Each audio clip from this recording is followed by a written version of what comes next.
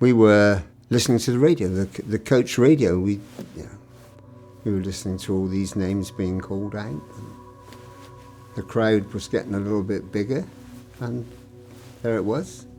Came out and we'd drawn Leeds, so that was as good as it could get. You're playing at that stage the best side by results in Europe. For the city of Bristol, it was a massive game for everyone. Everyone stopped work. Will's factory in Bedminster was it was so famous. Everybody in Bedminster worked for Will's. They were all so excited about what could be happening at Ellen Road. The top bosses actually allowed them to turn the machines off for the afternoon. They were all allowed to sit to listen to Bristol City beating the great team that was Leeds.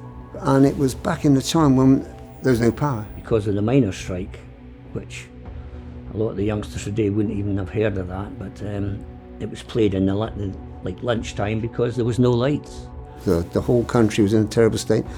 We were told there was going to be no one at the Leeds ground to watch the game, So to have that day, to go there and beat them in an arena like that with 47,000 people. Nobody gave us a chance in the first game. You talk about not getting out of your half. We didn't get out of our penalty box for ages. The pressure was considerable. If it had been a boxing match, it would have been stopped. They battered us. They were tough, They didn't take any prisoners. If they tackled you, then you were quite lucky if you got back up. Ray Cashley done brilliant. Well, everybody, they'd done their bits. On that day, everything came together. And the one thing they could always do was battle. And we fought like hell that day. We fought like hell. You make the ball move, so make sure you're playing at your best. Don't get concerned about whether you make a mistake or not. And it's like they say in any game, you always get a chance. We had one chance. Keith had gone down the right, crossed the ball, run behind Don that way. It was a race between Norman, Hunter and myself, and I was always quicker than Norman. And I got to the ball first, and it was underneath Harvey's body, and it was a goal. That was it. We were jumping about for about 5 minutes. The break was unbelievable. And the referee was trying to get us started, and we were trying to get off and say, "Let's finish the game."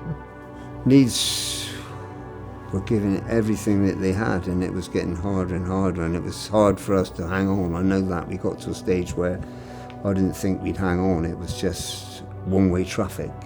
Sadly for Leeds, on the day, it was excellent by our boys. The Leeds fans couldn't believe it. The Leeds players couldn't believe it.